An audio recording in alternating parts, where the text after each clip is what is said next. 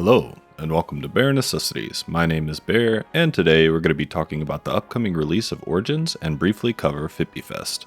So without further ado, let's get started. The first exciting news is that Origins releases in only a few days on June 19th. I hope to see you on launch, and I'll likely be streaming quite a bit the first few days, so make sure you check into the channel.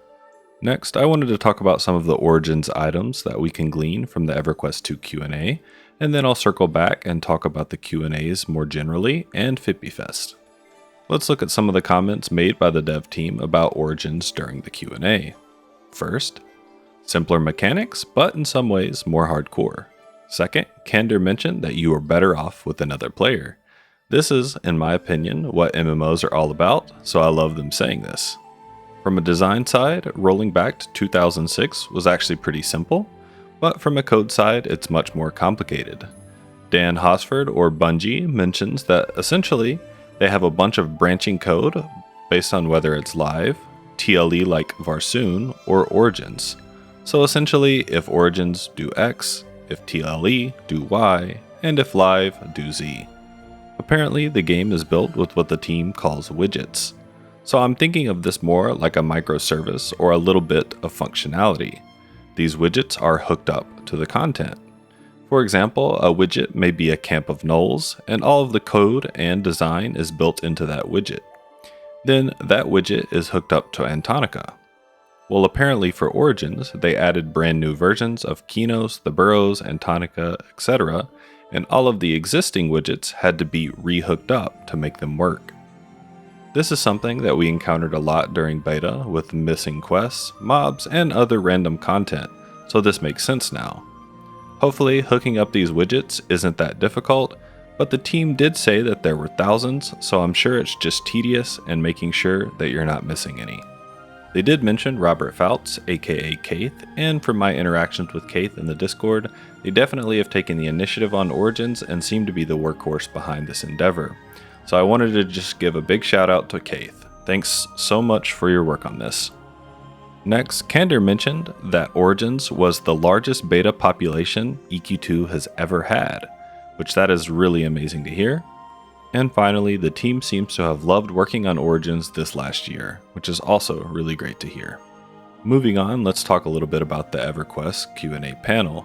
The first thing I noticed on the EverQuest Q&A panel is that the developers that were on stage had a huge breadth of knowledge when it came to content for EverQuest. While some of them don't have in-depth knowledge of every system, it seems like they can at least speak to the different systems in-game, like game mechanics, trade skilling, quests, game HUD things like keyring, etc. And honestly, I really appreciate that. The EverQuest team does seem really seasoned, but I think they are constrained, just like most developer teams. They have limited resources, and the business requires a lot out of them, so while I think they want to fix a lot of existing issues, there's a lot of pressure to build new things, and these existing items get deprioritized. I will say that every team needs someone like Lucy McLaurin, someone that really holds a list of priorities and knows what's going on. I've been part of many teams, and having someone like her does ensure requested features and bugs don't fall by the wayside. Even if they're at the bottom of the list, she knows they're there. A lot of times, engineering managers are really just people managers for their engineers, and maybe they have a little bit of conceptual knowledge, but she seems to also take a project manager role on top of this and has a good grasp of everything that's happening. Now let's swap over to the EverQuest 2 Q&A. From the EQ2 side of things, one thing I really noticed, specifically in some of Candor's responses, is that there is a fair amount of siloing when it comes to the development process of EverQuest 2. While a lot of the EverQuest 1 team seems to know a little bit about a lot of things, there are specific things that Candor flat out stated he knew nothing about. He also expressed a desire to collaborate more with the EverQuest 1 team, and honestly, I found this a little sad for the team. I really hope that Darkpaw can look at this and try to improve that collaboration, as well as invest in the EverQuest 2 team by creating scenarios where engineers, designers, and artists can glean knowledge from each other and build a stronger conceptual foundation for the team. Another reason this is important is that there becomes a stronger camaraderie among the team, a level of trust and respect for what each team member does, and a sense of pride in accomplishing things that you never thought were possible in your silos. Big props to the mechanics team as well. They are the unsung heroes of EverQuest 2. The team on the panel mentioned them a lot, and it seems like a lot hinges on this team. So I wanted to give them the recognition they deserve. In general, big props to everyone on the EverQuest 1 and 2 teams. Some of these devs have been there a long time and accomplished a lot over the years. And they've been through a lot.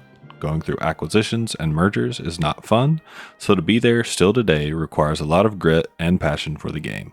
Hats off to the team. Finally, the event itself did look really cool and something I'd potentially consider attending in the future. If day one cost maybe about a third of what it costs now, I'd go.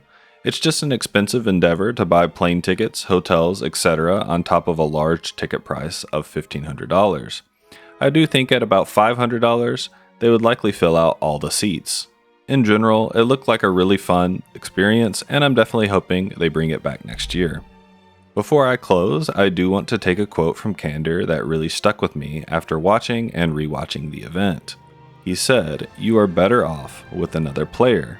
This fundamental concept is very present in Origins, in EQ1 TLPs, and honestly, the community of EverQuest. This is something I think that Dark Paul really needs to hone in on and focus on in future development. In my opinion, this is the most important takeaway from Fippy Fest.